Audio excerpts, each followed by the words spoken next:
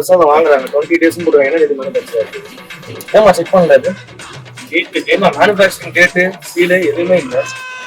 இதுல டேட்டே போடாம ஒரு ஸ்டிக்கர், இதுல ஏதோ ஒரு டேட்டு போட்டுருக்காங்க. இது எந்த டேட்டு தான் மேனுஃபேக்சரிங் பண்ணாங்கன்னு எப்படி தெரியும்?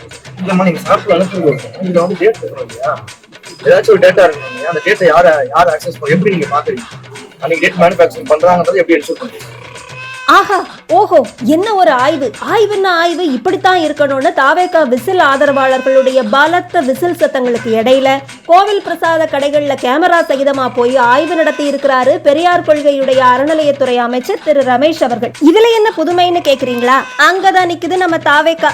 மேனுஃபேக்சர் டேட்டுன்னு ஒண்ணு அங்க இருக்கிற பிரசாத கவர்ல போட்டிருக்காங்க. ஆனா அந்த தேதியில தான் இந்த பிரசாதத்தை மேனுஃபேக்சர் பண்ணியிருக்கிறாங்கன்னு நீங்க எப்படி கண்டுபிடிச்சீங்கன்னு ஒரு புத்திசாலித்தனமான கேள்வியை அந்த கடைக்காரர் கிட்ட கேட்க, இவர் உண்மையிலேயே அமைச்சர் தானான்னு திரும்பி பார்க்க அப்படி ஒரு சீன் ஆகி இருக்கு. எங்க அமைச்சரே, இதுக்கு நீங்க பேசாம எல்லா பிரசாத தயாரிப்பாளர்களையும் கூப்பிட்டு வச்சு ஓல்டு ஸ்டாக் எல்லாத்தையும் கிளியர் பண்ணணும், எல்லா பிரசாத கவர்லையும் தயாரிப்பு தேதி காலாவதி தேதி எல்லாம் ஒழுங்கா இருக்கணும்னு ஒரு அரசாணை போட்டாலே போதுமே. எதுக்கு இந்த ஆய்வு, சீனு, ரீல்ஸு, கேமரா எல்லாங்கிறது தான் சாதாரண பக்தர்களுடைய கேள்வியா இருக்கு.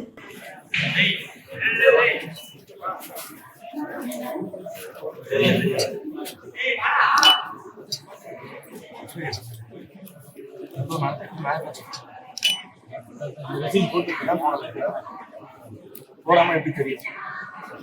ஏன் போட எப்படி சேல்ஸ் பண்ணிருக்கீங்க?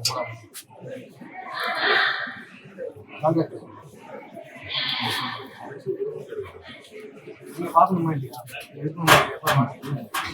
இந்த சீட் வந்து நம்ம ஏதாவது வெரிஃபை பிரசாதம் வாங்குறாங்க 20 days போடுவாங்க. என்ன டேட் மேனுஃபேக்சர் இருக்கு? டேட் பார்த்துக்கோங்க. அது எங்க டேட் இருக்கு பாருங்க. எப்போ மேனுஃபேக்சரிங் பண்ணிச்சு யாருக்கு தெரியும்? வரவங்க சாப்பிடுவாங்க ஏதாவது கொஞ்சம் சொல்லுவோம். ஏன் செக் பண்ணல? ஏமா செக் பண்ணல? இது டேட் மேனுஃபேக்சரிங் டேட்டு சீல் எதுவுமே இல்லை. இதுல டேட்டே போடாம ஒரு ஸ்டிக்கர், இதுல ஏதோ ஒரு டேட்டு போட்டுருக்காங்க. இது எந்த டேட்டு தான் மேனுஃபேக்சரிங் பண்ணாங்கன்னு எப்படி தெரியும்? என்ன எப்படி நீங்க இதை கவுண்டர் மெஷர் பண்றீங்க? எப்படி கவுண்டர் மெஷர் பண்றீங்க? இல்லம்மா நீங்க சாப்பிட்டு அனுப்புங்க. இதுல வந்து டேட் இருக்கணும் இல்லையா? ஏதாச்சும் ஒரு டேட்டா இருக்கணும் இல்லையா? அந்த டேட்டை யார் ஆக்சஸ் பண்ண எப்படி நீங்க பாக்குறீங்க? அன்னைக்கு டேட் மேனுஃபேக்சரிங் பண்றாங்கன்றது எப்படி என்ஷூர் பண்றீங்க? இப்போ இது 15ஆம் தேதி போட்டுருக்காங்க. 15ஆம் தேதி மேனுஃபேக்சரிங் பண்ணாங்கன்றதுக்கு உங்ககிட்ட என்ன ப்ரூஃப் இருக்கு? யாரு செக் பண்ணது? இது என்ன எப்படி இது கொடுக்குறீங்கன்னு கேட்குறேன். எனக்கு ஐடியாவே இல்லை. எப்படி கொடுக்குறீங்கன்னு எனக்கு தெரியல.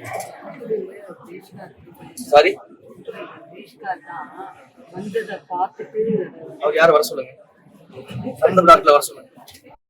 என்ன டாக்குமெண்ட் இருக்கு, என்ன ரிஜிஸ்டர் மெயின்டைன் பண்றீங்க, யாரு அதை என்ஷூர் பண்றீங்க, யாரு இது வரைக்கும் பண்ணிட்டு இருக்கு, அவங்க வர சொல்லுங்க.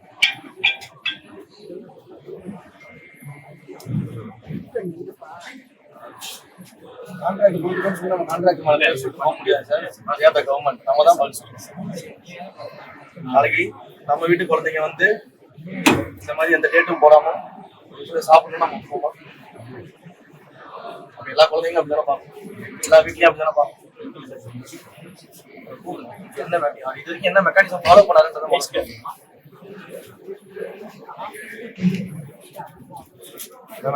ஆபீஸ்க்கு ஒரு செட் அனுப்புறாங்க. நீங்க சாம்பிள் செக் பண்றீங்க.